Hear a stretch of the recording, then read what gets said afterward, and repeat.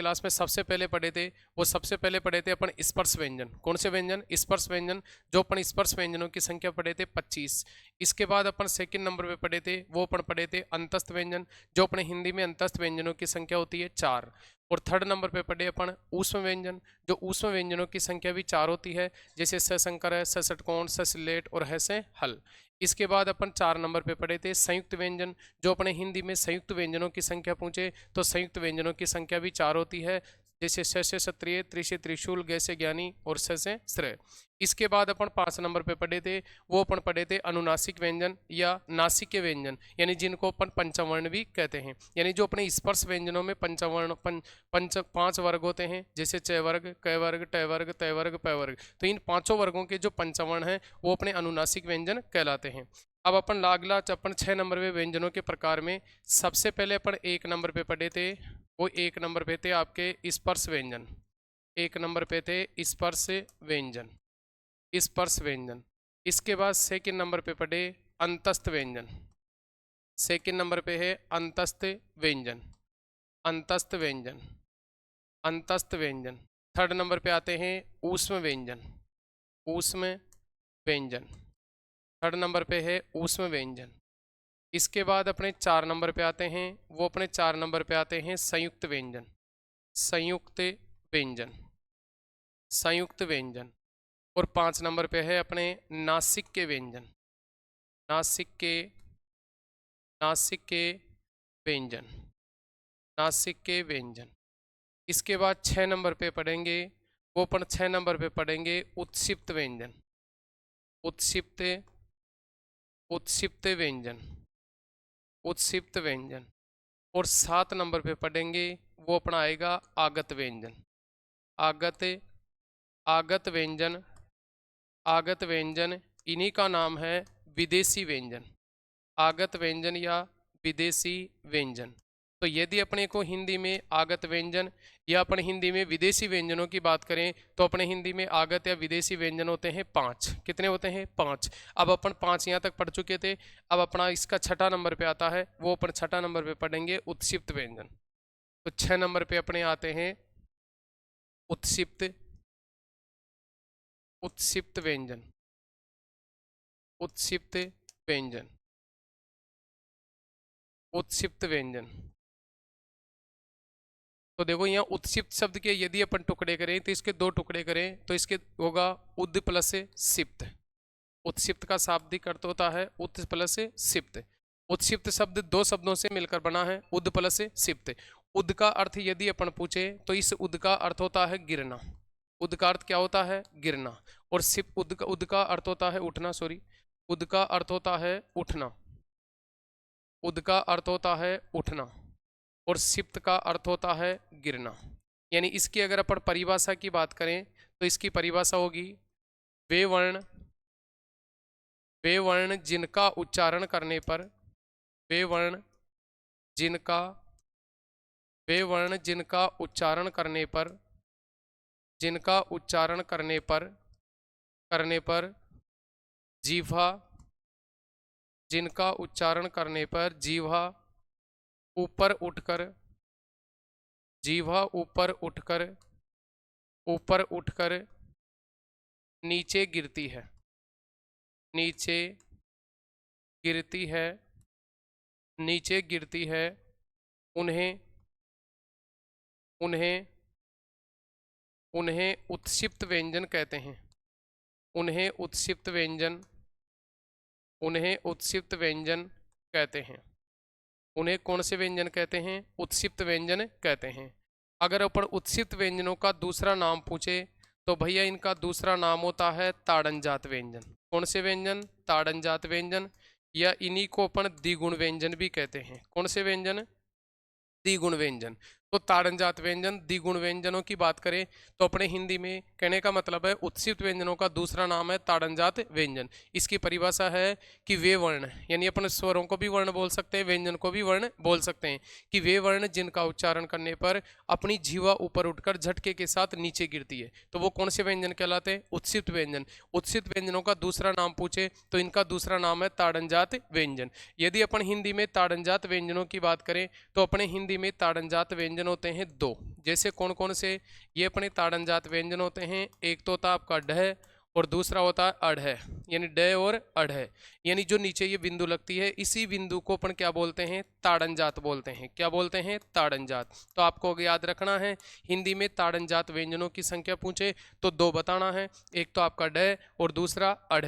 यदि ड और ढ के नीचे अगर बिंदु ताड़नजात लगा हुआ नहीं होगा तो वो आपका व्यंजन होगा स्पर्श व्यंजन। कौन सा व्यंजन होगा? स्पर्श। जैसे अपन च वर्ग में पढ़ते हैं, ठीक है, तो वहाँ आपका यह ध्यान रखना है। तो ट वर्ग में पढ़ते हैं अपन ट, ठ, ड और ढ, तो वहाँ आपके कौन से व्यंजन होंगे? ये स्पर्श व्यंजन होंगे। तो कहने का मतलब है उत्सित व्यंजनों की संख्या दो होती है।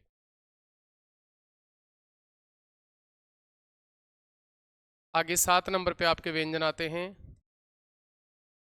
आगत व्यंजन। आगत व्यंजन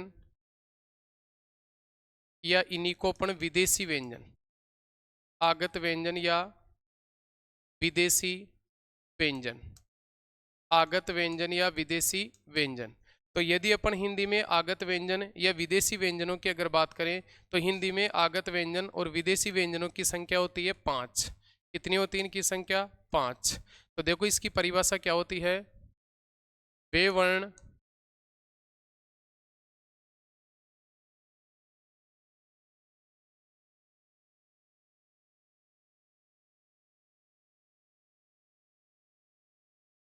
विदेशी भाषा के, विदेशी भाषा के, विदेशी भाषा के वे वर्ण, विदेशी भाषा के वे वर्ण जिनका प्रयोग, विदेशी भाषा के वे वर्ण जिनका प्रयोग, जिनका प्रयोग हिंदी में किया जाता है, जिनका प्रयोग हिंदी में, जिनका प्रयोग हिंदी में किया जाता है, जिनका प्रयोग हिंदी में किया जाता है, उन्हें उन्हें उन्हें आगत व्यंजन कहते हैं। उन्हें आगत व्यंजन, उन्हें आगत व्यंजन कहते हैं। कौन से व्यंजन कहते हैं? आगत व्यंजन कहते हैं। इन जो विदेशी व्यंजन और आगत व्यंजन हैं वो आपके अरबी फारसी, कौन सी भैया? अरबी, अरबी फारसी, अरबी फारसी भाषा के शब्दों में, अरबी फारसी भाषा के शब्दों में, अरबी फारसी भाषा के शब्दों में किया जाता है, शब्दों में किया जाता है, अरबी फारसी शब्दों में किया जाता है। जैसे अगर अपन बात करें तो जैसे अपने आगत व्यंजनों की संख्या 5 होती है। एक तो आपका क, एक आपका ख, एक आपका ग, एक ज और एक ये फ, यानी ये आपके जो पांचों वर्ण हैं ये आपके कौन से व्यंजन कहलाते हैं? हिंदी में आगत व्यंजन कहलाते हैं।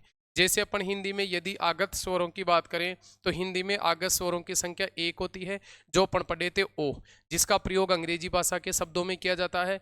जैसे अपन बोलते हैं office, college, knowledge, doctor, hospital, ठीक है, वो तो आपका आगत स्वर है एक ओ, ठीक है ना। आगत स्वर पढ़े थे हिंदी में एक, वो आपका था ओ स्वर। कौन सा था? ओ।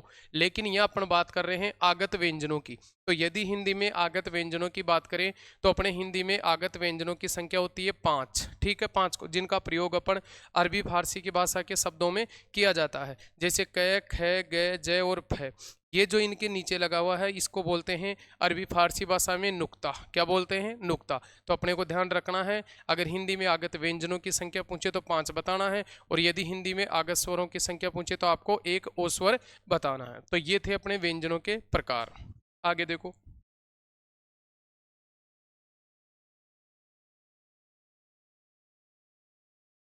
अयोगवाह वर्ण, अयोगवाह वर्ण, अयोगवाह वर्ण वे वर्ण,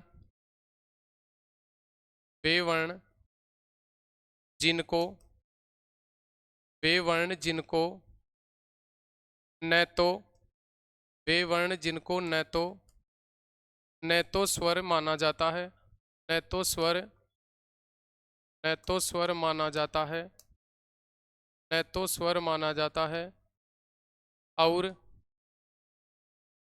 और न ही और न ही व्यंजन माना जाता है, और न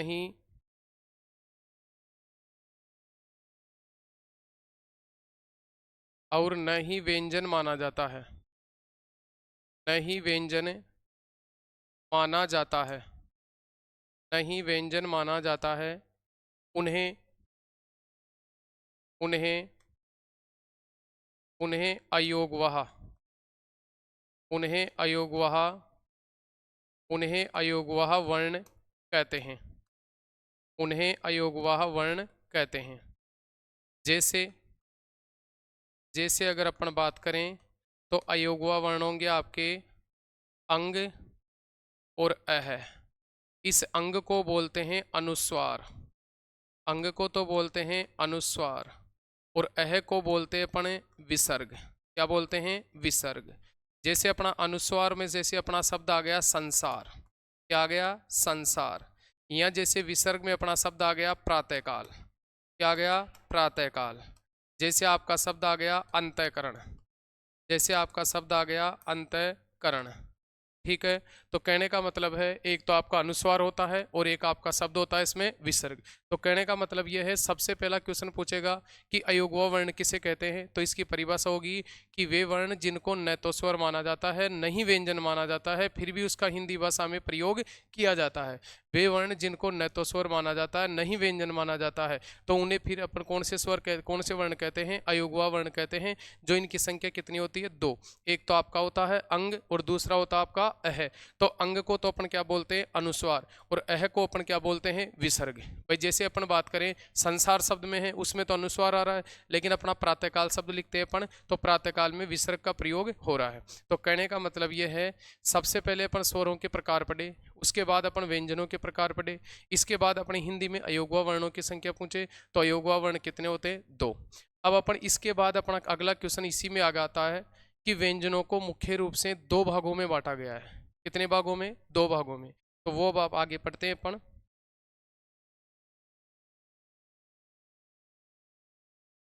व्यंजनों को व्यंजनों को मुख्य रूप से व्यंजनों को मुख्य रूप से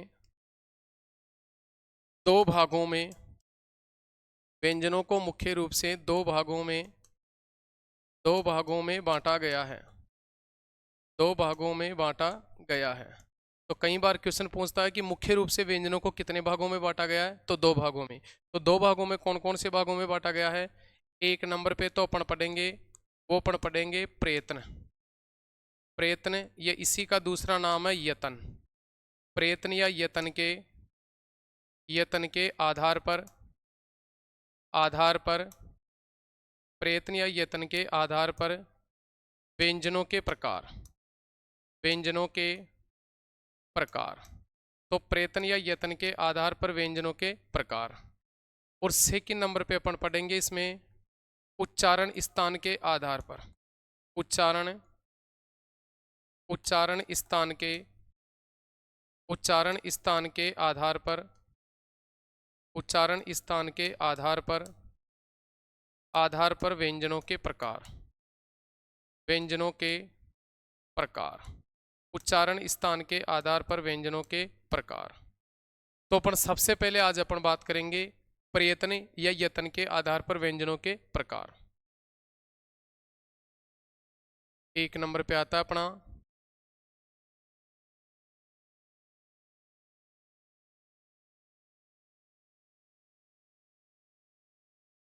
प्रयत्न या यत्न के आधार पर, प्रयत्न या यत्न के आधार पर व्यंजनों के प्रकार। प्रयत्न या यत्न के आधार पर व्यंजनों के प्रकार। अब देखो सबसे पहले अपन ये इसकी परिभाषा पढ़ते हैं प्रयत्न की। इसकी परिभाषा क्या होती है?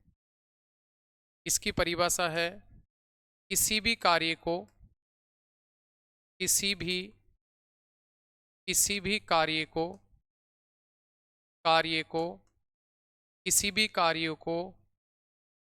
करने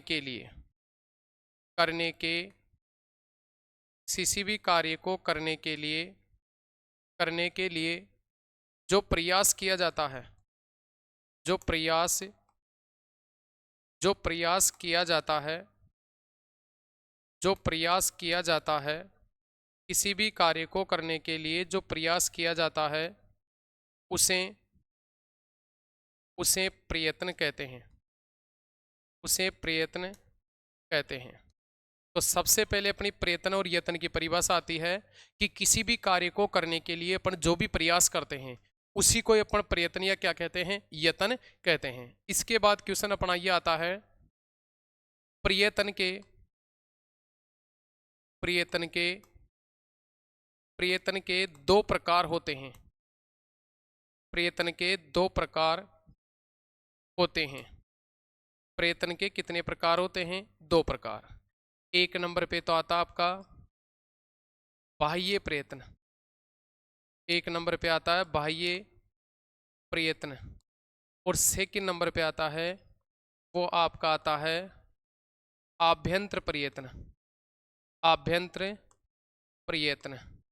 तो इसमें अपना क्वेश्चन, सबसे पहला क्वेश्चन तो आपका क्या है कि किसी भी कार्य को करने के लिए जो प्रयास किया जाता है उसको अपन प्रयत्न या यत्न कहते हैं।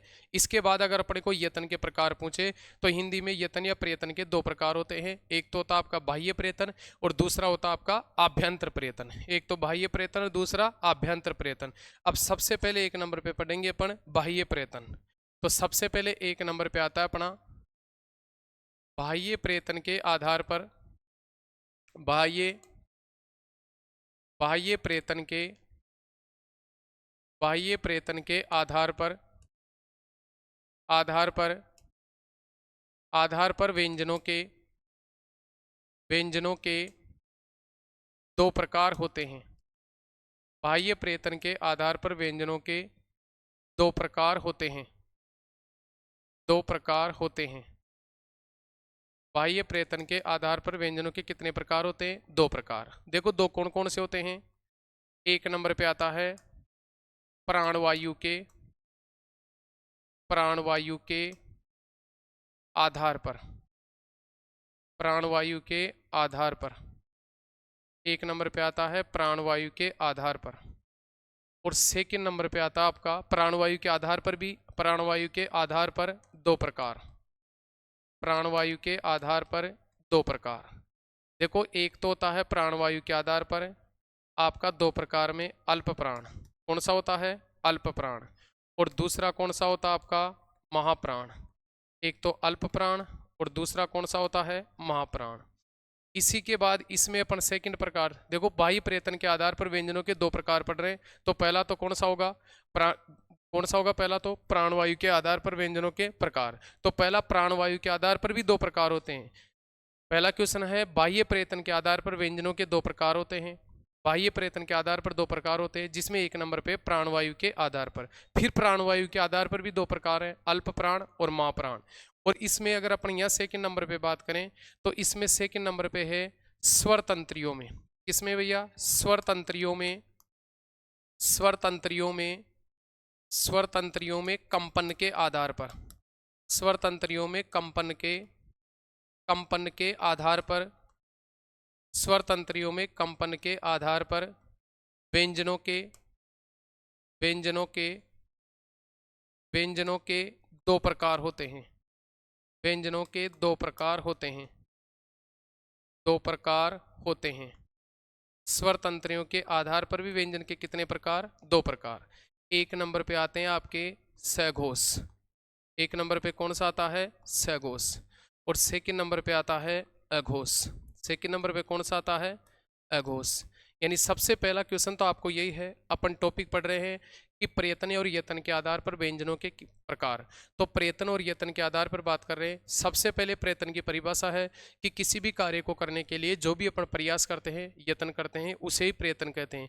फिर अपन प्रयत्न के दो भेद पढ़े, एक तो बाह्य प्रयत्न और दूसरा आभ्यंतर प्रयत्न, जिसमें बाह्य प्रयत्न के आधार पर व्यंजनों के दो भेद पढ़ रहे हैं, जिसमें पहला है प्राणवायु के आधार पर और दूसरा है स्वर तंत्रियों में कंपन के आधार पर। अब अपन सबसे पहले प्राणवायु के आधार पर दो प्रकार पढ़ेंगे, जो इसमें पहला प्रकार है अल्प प्राण और दूसरा प्रकार है महाप्राण।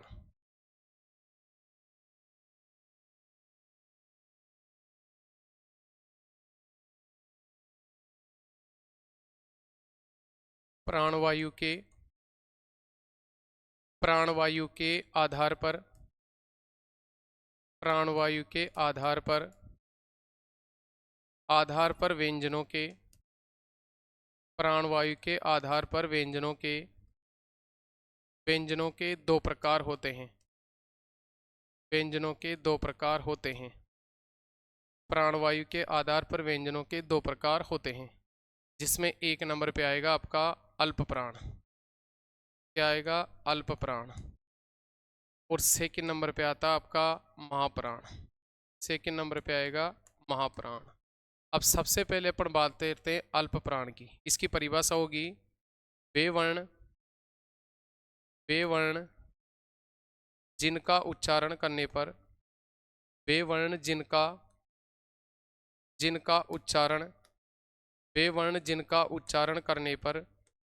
उच्चारण करने पर मुंह से कम वायु, वे वर्ण जिनका उच्चारण करने पर मुंह से कम वायु बाहर निकलती है। मुंह से कम वायु बाहर निकलती है,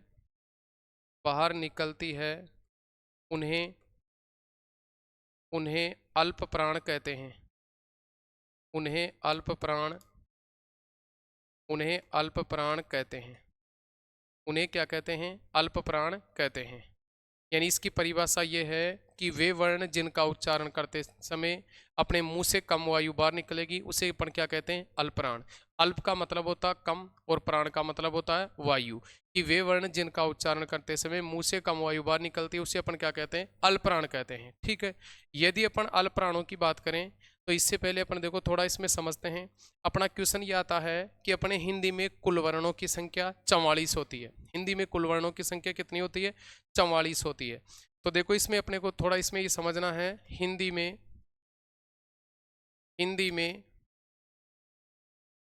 में कुल वर्णों की संख्या, हिंदी में कुल वर्णों की संख्या, हिंदी में कुल वर्णों की संख्या 44 होती है। हिंदी में कुल वर्णों की संख्या कितनी होती है? 44 होती है। देखो 44 कौन कौन से होते हैं? एक नंबर पे तो आते हैं आपके स्पर्श व्यंजन। एक नंबर पे कौन से आएंगे? स्पर्श व्यंजन। अगर अपन स्पर्श व्यंजनों की बात कर रहे थे तो स्पर्श व्यंजन कितने होते हैं? 25। सेकंड नंबर पे आते हैं आपके अंतस्थ व्यंजन। कौन से व्यंजन? अंतस्थ व्यंजन। अंतस्थ व्यंजन। सेकंड नंबर पे आते हैं अंतस्थ व्यंजन। इसके बाद थर्ड नंबर पे आते हैं आपके थर्ड नंबर पे आते हैं ऊष्म व्यंजन। कौन से व्यंजन आते हैं? ऊष्म व्यंजन। अंतस्थ व्यंजन 4 होते हैं, ऊष्म व्यंजन भी कितने होते हैं? 4। इसके बाद आपके आते हैं स्वर। क्या आते हैं आपके? स्वर। जो स्वरों की संख्या कितनी होती है? 11। देखो 25 होते हैं, जिसमें क, छ, ट, त और प, ये 5 वर्ग हो गए। क के बाद ख, फिर ग, फिर आएगा घ, फिर आएगा घ, च, छ, ज, झ, इसके बाद आएगा य, ट, ठ, ड, ढ और ण। त, थ, द, ध और न। प, फ, ब, भ और म। इसमें आपके आएंगे अंतस्थ आएंगे ये र, ल और व। यानी कहने का मतलब है स्पर्श व्यंजन तो कितने होंगे? 25। अंतस्थ व्यंजन कितने होंगे? 4। अगर ऊष्म व्यंजनों की बात करें तो ये भी अपने 4 ही होते हैं। जैसे आपका आ गया सशंकर, सषटकोण, ससिल्लेट, सशंकर, सषटकोण, ससिल्लेट और ऐसे हल, ऐसे हल, ऐसे हल। ठीक है। इसके बाद स्वरों की बात करें तो स्वरों की संख्या कितनी होती है? 11। देखो 11 स्वर कौन कौन से होते हैं? अ, आ, ई, उ, ऊ, री, क्या आएगी आपकी? री, री, इसके बाद ए, आई, ओ और ये औ। यानी कहने का मतलब है स्वरों की संख्या कितनी हो गई आपकी 11। स्वरों की संख्या कितनी होती है 11। तो कुल अगर अपन बात करें कि हिंदी में कुल वर्णों की संख्या कितनी हो गई 44। अब कहने का मतलब ये है, ये जो 44 वर्ण अपने सामने लिखे हुए वर्ण, इनको अपने को दो भागों में डिवाइड करना है। कहने का मतलब है कि 44 में से अल्प प्राण कौन से होंगे और 44 में से महाप्राण कौन से होंगे। तो देखो अपन एक बार पीछे वापस जाते हैं। अपन इसमें पढ़े थे कि प्राणवायु के आधार पर व्यंजनों के दो प्रकार होते हैं। पहला कौन सा पढ़े अल्पप्राण, दूसरा कौन सा पढ़े महाप्राण। अल्पप्राण की परिभाषा अपन पढ़े थे कि वे वर्ण जिनका उच्चारण करने पर मुंह से कम वायु बाहर निकलती है उसे अपन क्या कहते हैं अल्पप्राण कहते हैं। अब अल्पप्राण में एक अपने को एक ट्रिक्स याद रखनी है। अल्पप्राण में एक ट्रिक्स याद रखनी है आपको। इसका सूत्र है 135 स्वर अंतस्थ, 135 स्वर अंतस्थ। तो 135 स्वर अंतस्थ इसका मतलब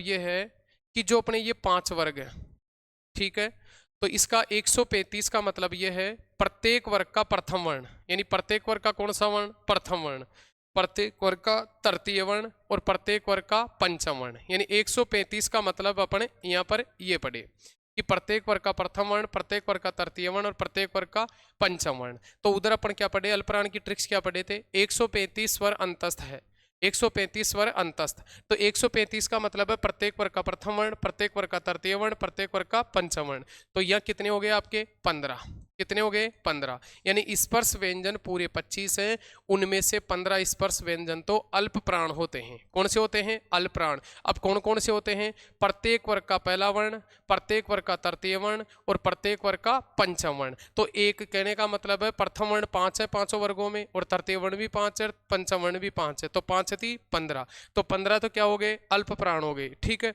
इसके बाद इसमें क्वेश्चन क्या था 135, तो 135 का मतलब 15 हो गए, 11 आपके क्या हो गए स्वर अंतस्थ। उधर कितने अपने 4, तो 15 और 11 26, 26 और 4 कितने हो गए 30। यानी भैया कहने का मतलब ये है कि कुल वर्ण अपने कितने थे 44। तो उन 44 वर्णों में से 30 वर्ण तो आपके अल्प प्राण होते हैं। अब अल्प प्राण कौन कौन से होते हैं स्पर्श व्यंजन के प्रत्येक वर्ग का पहला वर्ण, प्रत्येक वर्ग का तृतीय वर्ण, प्रत्येक वर्ग का पंचम वर्ण, ठीक है। तो 5 थी 15। इसके बाद आपके 11 स्वर और आपके 4 अंतस्थ व्यंजन। तो इस प्रकार 44 में से 30 तो आपके क्या हो गए अल्प प्राण हो गए। अब अल्प प्राण में क्वेश्चन क्या पूछता है, देखो इसमें अल्प प्राण में अगला क्वेश्चन क्या पूछता है। अल्प प्राण में सबसे पहला क्वेश्चन अपने को पूछेगा कुल अल्प प्राण, कुल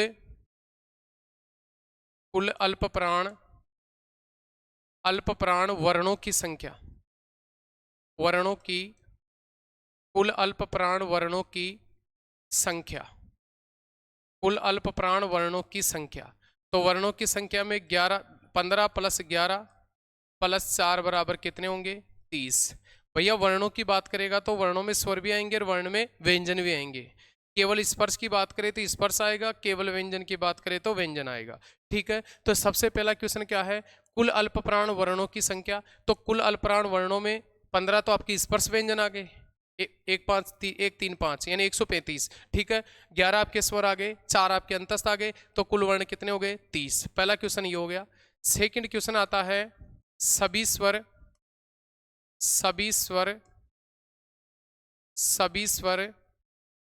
अल्प प्राण होते हैं, सभी स्वर अल्प प्राण होते हैं, सभी स्वर अल्प प्राण होते हैं। इसका मतलब यह है कि अपने स्वरों की संख्या 11 है तो पूरे के 11 ही अल्प प्राण में आते हैं, यानी स्वर महाप्राण में नहीं आते हैं। तो अपना सेकंड क्वेश्चन ये हो गया कि सभी स्वर क्या होते हैं अल्प प्राण होते हैं। अगला क्वेश्चन है थर्ड अल्प प्राण, थर्ड क्वेश्चन आता है इसमें अल्प प्राण स्पर्श, अल्प प्राण स्पर्श, अल्प प्राण स्पर्श व्यंजनों की संख्या, स्पर्श व्यंजनों की संख्या, अल्प प्राण स्पर्श व्यंजनों की संख्या कितनी होगी 15। यानी कुल अल्प प्राण तो 25 होते हैं लेकिन स्पर्श पूछ रहा है ये अल्प प्राण, यानी कहने का मतलब है कुल स्पर्श व्यंजन तो 25 होते हैं, लेकिन अल्पप्राण में 15 ही आएंगे। जैसे अपन पढ़े थे 135 का मतलब है प्रत्येक वर्ग का पहला वर्ण, प्रत्येक वर्ग का तृतीय वर्ण, प्रत्येक वर्ग का पंचम वर्ण, तो 15 हो गए।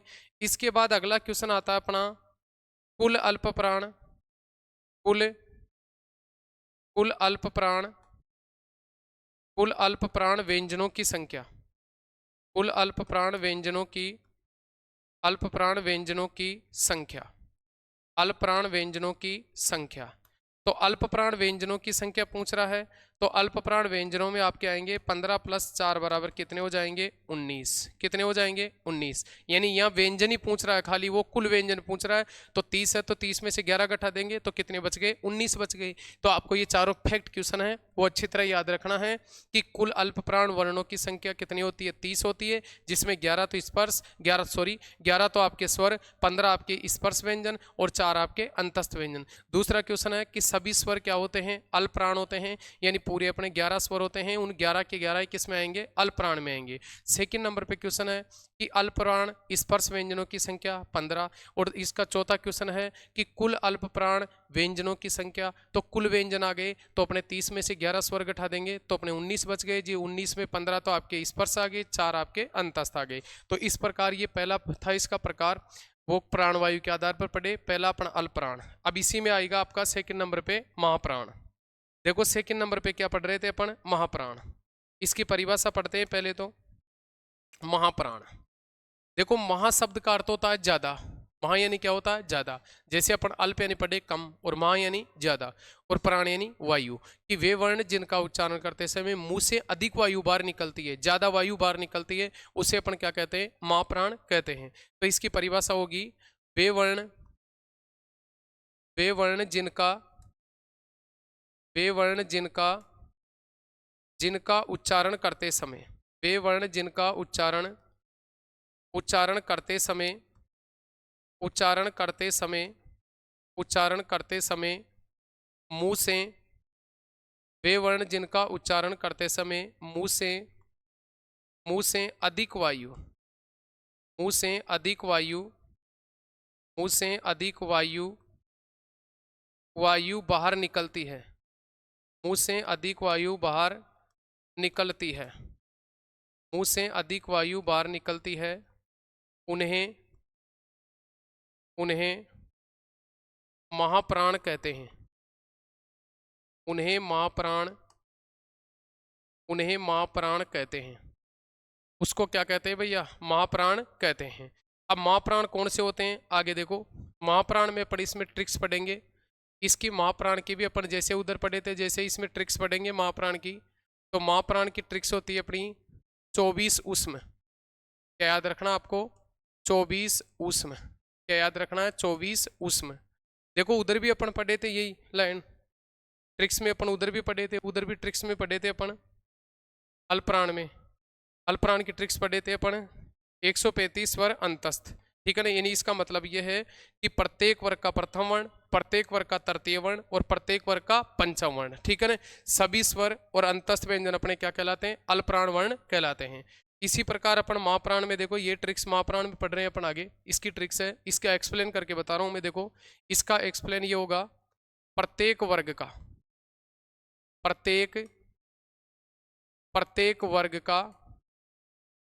प्रत्येक वर्ग का द्वितीय वर्ण, प्रत्येक वर्ग का द्वितीय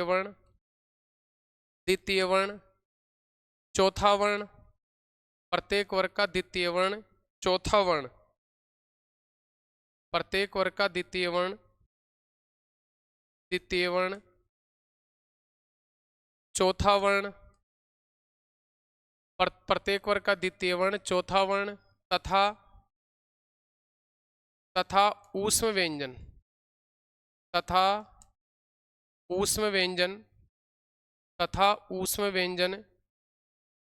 महाप्राण,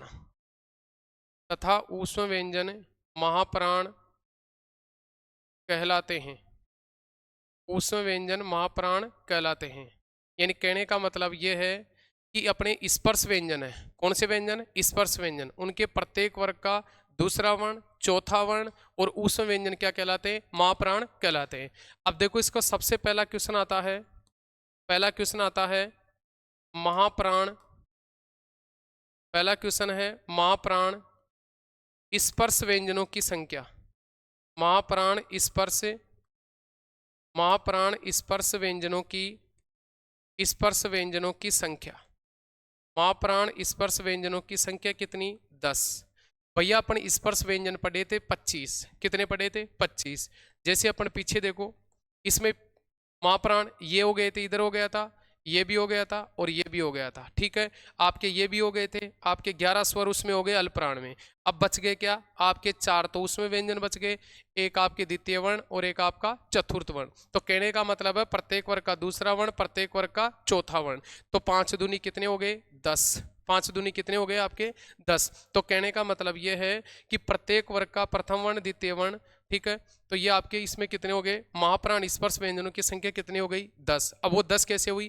क्योंकि प्रत्येक वर्ग का अपन उधर पढ़े थे स्पर्श व्यंजन जिसमें 5 वर्ग पढ़े, ठीक है, तो प्रत्येक वर्ग का पहला, तीसरा, पांचवा तो अपन अल्पविराम में पढ़ चुके। अब दूसरा और चौथा बच गया, तो दूसरा और चौथा किस में आ गया? आपका महाप्राण में आ गया। तो इसका पहला क्वेश्चन हो गया महाप्राण स्पर्श व्यंजनों की संख्या कितनी हो गई? 10। इसके बाद अपना इसका सेकंड क्वेश्चन क्या आता है? इसमें सेकंड क्वेश्चन आता है कुल महाप्राण, सेकंड क्वेश्चन आता है आपका कुल महाप्राण,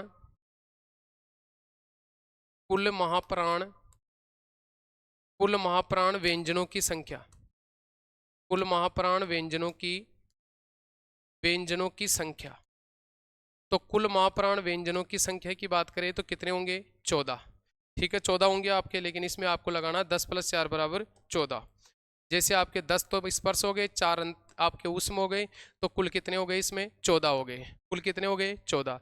तो ये आपके हैं अपने 1 नंबर पे पढ़े, वो पढ़े पर्यतन या यतन के आधार पर व्यंजनों के प्रकार, जिसमें पहला पढ़े प्राणवायु के आधार पर, एक तो अल्पप्राण और दूसरा महाप्राण। इसी आधार पर इसमें अपन देखो 1 नंबर पे पढ़ चुके थे। सेकेंड नंबर पे देखो क्या पढ़े थे अपन?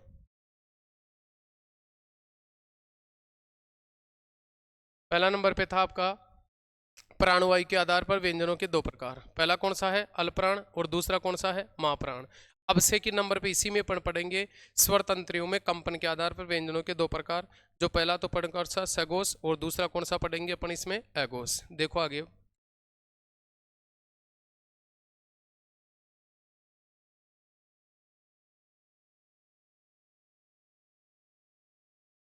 सेकंड नंबर पे आता आपका स्वर तंत्रियों में, स्वर तंत्रियों में,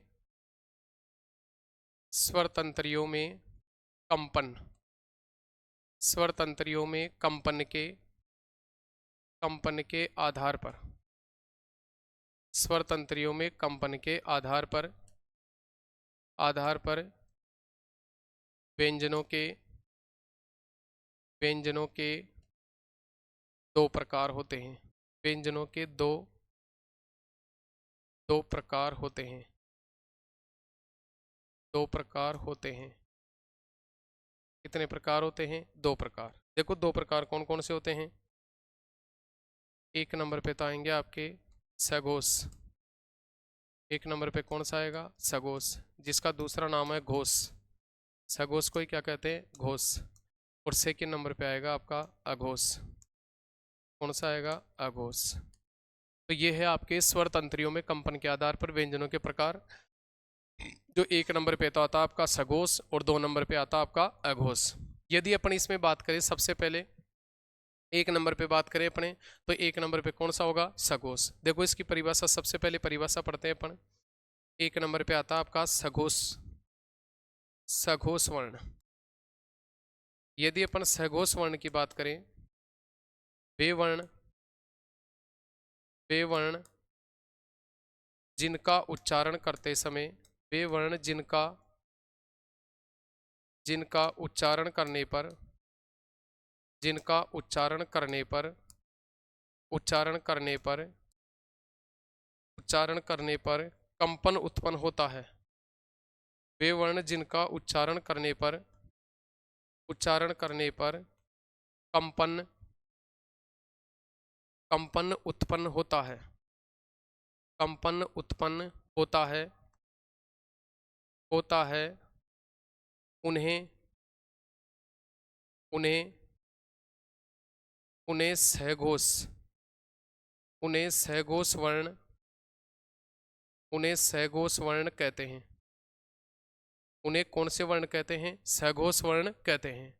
देखो सहघोष की परिभाषा है कि वे वर्ण जिनका उच्चारण करते समय कंपन उत्पन्न होता है उसको अपन क्या कहते हैं? सहघोष वर्ण कहते हैं। कौन से वर्ण कहते हैं? सहघोष वर्ण।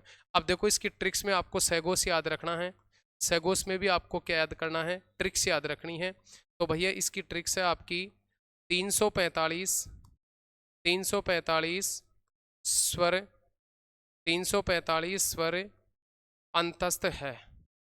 इसकी ट्रिक्स क्या है? 345 स्वर अंतस्थ है। अब इसका अर्थ देखो, आगे देखते हैं अपन क्या है। 345 स्वर अंतस्थ है। अब देखो इसमें क्या है, आगे देखते हैं। इसमें वही उधर वाली अपने को याद रखना है। हिंदी में कुल वर्णों की संख्या कितनी होती है? देखो वही क्वेश्चन आएगा आपका उधर पढ़े जो ही। हिंदी में, हिंदी में, हिंदी में कुल वर्णों की संख्या, कुल वर्णों की संख्या, हिंदी में कुल वर्णों की संख्या 44 होती है। कितनी होती है? 44 होती है। देखो वही अपने को जैसे अल्पप्राण और महाप्राण में 44 को दो भागों में डिवाइड करे थे, उसी प्रकार अपन 44 को सघोष और अघोष दो भागों में डिवाइड करना है। तो देखो दो भागों में डिवाइड कैसे करेंगे? जैसे आपके सबसे पहले अपन बात करते हैं इसमें, ये एक नंबर पे आते हैं आपके ये स्पर्श व्यंजन। कौन से व्यंजन आ गए आपके? स्पर्श व्यंजन। एक नंबर पे आ गए आपके स्पर्श व्यंजन। जो स्पर्श व्यंजन कितने होते हैं? 25। स्पर्श व्यंजन कितने होते हैं? 25। यदि अपन स्वरों की बात करें तो अपने स्वरों की संख्या होती है 11। स्वर कितने होते हैं? 11।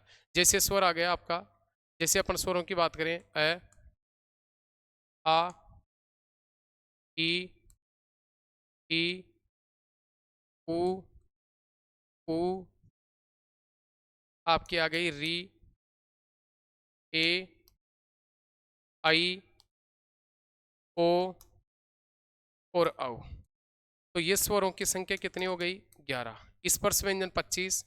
जैसे आपका क, छ, ट, त और प। क के बाद ख, ग, घ और घे, घे। इसके बाद च, छ, ज, झ और ये। इसके बाद ट, ठ, ड, ढ, ण, त, थ, द, ढ और न, प, फ, ब, भ और म। यानी स्पर्श व्यंजन होते हैं अपने कैसे लेकर म तक, यानी कैसे कबूतर से लेकर म तक होते हैं स्पर्श व्यंजन। इसके बाद अपने आते हैं इसमें अंतस्थ। क्या आते हैं? अंतस्थ। यदि अपन अंतस्थ की बात करें इसमें, अंतस्थ, तो अंतस्थ अपने 4 ही होते हैं जो अपन पढ़ चुके, ये, र, ल और आपका व। इसके बाद आपके आते हैं ऊष्म। कौन से व्यंजन? ऊष्म व्यंजन। यदि अगर ऊष्म की बात करें तो ये भी कितने होते हैं? 4। जैसे आपका आ गया इसमें सशंकर, जैसे सषटकोण, जैसे आपका आ गया ससिलेट, जैसे आपका आ गया है से हल। यानी कहने का मतलब है ये अपने वर्ण हो गए 44। अब वही अपन उधर अल्पप्राण और महाप्राण को दो भागों में डिवाइड करे थे, 44 वर्णों को दो भागों में डिवाइड करे थे, उसी प्रकार अपन 44 वर्णों को इसमें दो भागों में डिवाइड करेंगे, सहघोष और अघोष। तो देखो अपन इसमें सहघोष की ट्रिक्स पढ़े थे अभी, वो अपन सहघोष की ट्रिक्स पढ़े थे 345 स्वर अंतस्थ है, अंतस्थ है। यानी एक है भी आ जाता है इधर, 345 स्वर अंतस्थ है। तो देखो इसमें निकालते हैं अपन, इसकी ये होगा है, जैसे इसमें ये होगा कि प्रत्येक वर्ग का तृतीय वर्ण, प्रत्येक वर्ग का कौन सा वर्ण? तृतीय वर्ण, प्रत्येक वर्ग का चतुर्थ वर्ण और प्रत्येक वर्ग का पंचम वर्ण। यानी इसकी अपन इसके प्रत्येक वर्ग का पंचम वर्ण। यानी इसकी ट्रिक्स की देखो आगे देखते हैं अपन। जैसे अपन इसमें ट्रिक्स पढ़े थे पीछे, पीछे अपन ट्रिक्स से पढ़े थे 345 स्वर अंतस्थ, 345 स्वर अंतस्थ है। तो देखो इसका क्या है एक्सप्लेन, देखते हैं इसका। इसका एक्सप्लेन है प्रत्येक वर्ग का, प्रत्येक वर्ग का, प्रत्येक वर्ग का तृतीय वर्ण, प्रत्येक वर्ग का तृतीय वर्ण, चतुर्थ वर्ण, चतुर्थ वर्ण, पंचम वर्ण, पंचम वर्ण, सभी स्वर, सभी स्वर, सभी स्वर, अंतस्थ व्यंजन, सभी स्वर, सभी स्वर, अंतस्थ व्यंजन, अंतस्थ व्यंजन और अंतस्थ व्यंजन और ऊष्म है, और ऊष्म है सघोष वर्ण कहलाते हैं। ऊष्म है सघोष वर्ण, ऊष्म है सघोष वर्ण, सघोष वर्ण कहलाते हैं, सघोष वर्ण कहलाते हैं। भैया कहने का मतलब ये इसमें 345 स्वर अंतस्थ है। इसका अर्थ ये है कि जैसे अपन पीछे पढ़े हैं, ये होगा आपका प्रत्येक वर्ग का तृतीय वर्ण, प्रत्येक वर्ग का चतुर्थ वर्ण, प्रत्येक वर्ग का पंचम वर्ण, आपके पूरे 11 के 11 स्वर, आपके चारों अंतस्थ व्यंजन और एक आपका ये ऊष्म में से है। ये आपके 31 वर्ण हैं, वो आपके कहलाते हैं सघोष वर्ण। यानी वही तो बात आ गई इसमें। पीछे देखो अपन इसमें ये पढ़े हैं, जैसे इसमें ये पढ़े थे, इसमें ये आ गया प्रत्येक वर्ग का तृतीय वर्ण, चतुर्थ वर्ण, पंचम वर्ण, सभी स्वर, अंतस्थ व्यंजन और ऊष्म है। यानी ऊष्म व्यंजन 4 होते हैं, उसमें से 4 में से केवल है वो सघोष में आएगा और तीनों से आपके अघोष में आएंगे। तीनों से किस में आएंगे? अघोष में। तो इसमें आपका ये से अगर फर्स्ट क्वेश्चन की अपन बात करें तो इसका फर्स्ट क्वेश्चन यही होगा, फर्स्ट क्वेश्चन होगा इसमें सघोष, फर्स्ट क्वेश्चन होगा आपका सघोष वर्णों की संख्या, सघोष वर्णों की संख्या। यदि अपन सघोष वर्णों की संख्या की बात करें तो इसमें 15 तो आपके क्या होंगे? स्पर्श हो जाएंगे, 11 स्वर आ जाएंगे, 4 अंतस्थ और एक आपका ऊष्म।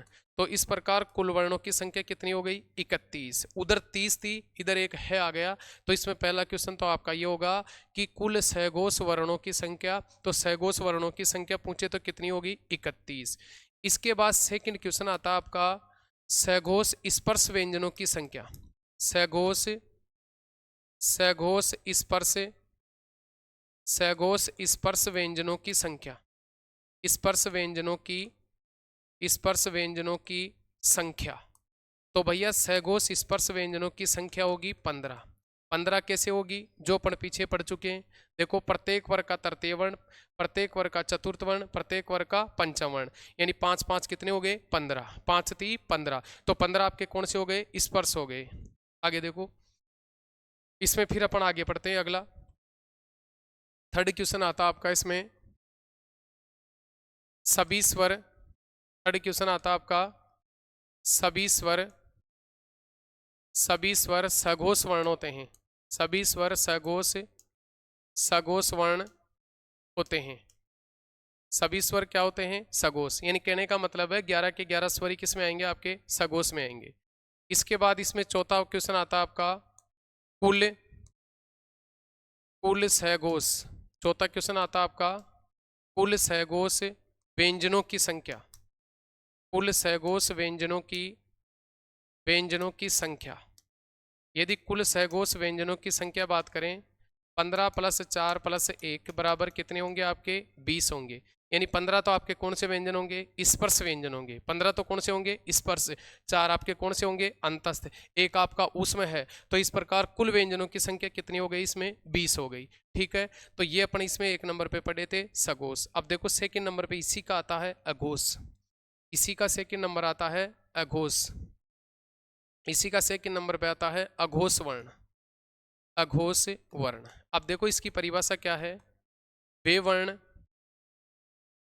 वे वर्ण जिनका उच्चारण, वे वर्ण जिनका, वे वर्ण जिनका उच्चारण, जिनका उच्चारण करने पर, जिनका उच्चारण करने पर, उच्चारण करने पर कंपन, उच्चारण करने पर कंपन उत्पन्न नहीं होता है, कंपन उत्पन्न नहीं होता है, कंपन उत्पन्न नहीं होता है, उन्हें उन्हें अघोष, उन्हें अघोष वर्ण कहते हैं। भैया जिनमें कंपन उत्पन्न होता है उसको तो सघोष कहते हैं, और जिनमें कंपन उत्पन्न नहीं होता उसको क्या कहते हैं अपन, अघोष कहते हैं। देखो इसकी ट्रिक्स भी अपनी वही आएगी जैसे वो पीछे पढ़े थे। तो इसकी ट्रिक्स आ जाएगी आपकी 12 ऊष्म 3, क्या आ जाएगी, 12 ऊष्म 3। देखो 12 ऊष्म 3 का मतलब समझो आप, देखो 12 ऊष्म 3 का मतलब ये है कि प्रत्येक वर्ग का प्रथम वर्ण, प्रत्येक वर्ग का द्वितीय वर्ण, ठीक है। तो 5 दूनी 10, भाई स्पर्श व्यंजन 25 है, तो 25 में से 15 तो आपके सगोश में गए, तीसरा वर्ण, चौथा वर्ण और पांचवा वर्ण तो सगोश में गया। अब इधर बचे आपके पहला वर्ण और दूसरा वर्ण, तो 5 दूनी 10, ठीक है। इसके बाद अंतस्थ गए उधर, अब एक आपका ये है भी गया उधर, अब 3 ही बचे हैं यहाँ, तो 10 और 3 कितने हो गए आपके 13। लेकिन आपको क्वेश्चन पूछे अघोष स्पर्श व्यंजनों की संख्या तो कितनी बतानी है, 10, यानी अघोष स्पर्श व्यंजन तो कितने होंगे 10, लेकिन अघोष कुल व्यंजन पूछे तो वो कितने होंगे 13, क्योंकि 31 और 13 कितने हो गए 44, क्योंकि 31 तो आपके सघोष हो गए और 13 आपके क्या हो गए, अघोष हो गए। तो एक बार पीछे देखते हैं अपन वापस,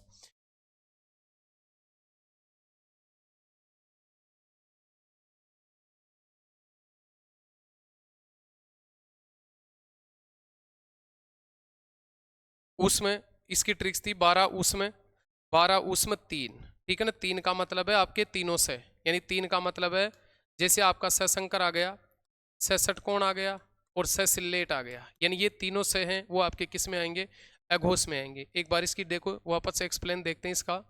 इसका एक्सप्लेन होता है प्रत्येक वर्ग का, प्रत्येक वर्ग का प्रथम वर्ण, प्रत्येक वर्ग का प्रथम वर्ण, प्रथम वर्ण, द्वितीय वर्ण, प्रत्येक वर्ग का प्रथम वर्ण, द्वितीय वर्ण और ऊष्म, और ऊष्म, ऊष्म सशंकर, सषटकोण, ससिलेट, ऊष्म, ऊष्म वर्ण अघोष वर्ण कहलाते हैं, अघोष वर्ण, अघोष वर्ण कहलाते हैं। कौन से वर्ण कहलाते हैं, अघोष वर्ण कहलाते हैं। अब इसमें सबसे पहला क्वेश्चन तो आपका ये आएगा, अघोष, पहला क्वेश्चन आएगा अघोष स्पर्श व्यंजनों की संख्या, अघोष स्पर्श, अघोष स्पर्श व्यंजनों की संख्या। तो अघोष स्पर्श व्यंजनों की संख्या होगी भैया 10, क्योंकि 12 का मतलब है प्रत्येक वर्ग का पहला वर्ण, प्रत्येक वर्ग का दूसरा वर्ण, तो 5 वर्ग में प्रथम वर्ण कितने हो गए 5 और द्वितीय वर्ण कितने हो गए 5, तो 5 दूनी कितने हो गए 10। तो स्पर्श अघोष स्पर्श व्यंजन, कौन से अघोष स्पर्श व्यंजन पूछे तो कितने बताने हैं 10। लेकिन इसी में सेकंड क्वेश्चन आता है आपका कुल अघोष, सेकंड क्वेश्चन क्या आता है, कुल, सेकंड क्वेश्चन आता है कुल अघोष, कुल अघोष व्यंजन, अघोष व्यंजनों की संख्या, कुल अघोष व्यंजनों की संख्या।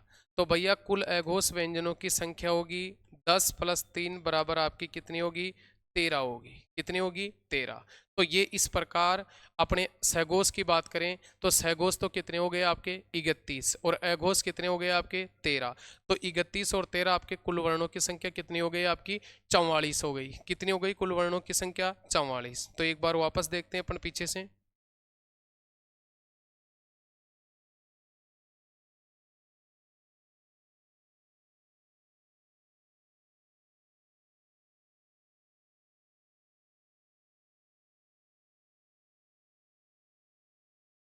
तो देखो अपन इसमें पढ़ रहे थे कि व्यंजनों को मुख्य रूप से कितने भागों में बांटा गया है, 2 भागों में, जिसमें सबसे पहले पर्यतन या यतन के आधार पर पढ़े, जो पर्यतन और यतन के आधार पर पढ़ रहे। सेकंड नंबर पे उच्चारण स्थान के आधार पर व्यंजनों के प्रकार। तो ये आज अपना 1 नंबर का कंप्लीट हो गया, पर्यतन और यतन के आधार पर व्यंजनों का प्रकार। अब इसमें अगर अपन बात करें तो नेक्स्ट क्लास में अपन इसमें पढ़ेंगे उच्चारण स्थान के आधार पर व्यंजनों के प्रकार। तो इसमें लास्ट में अपन आज क्या पढ़े,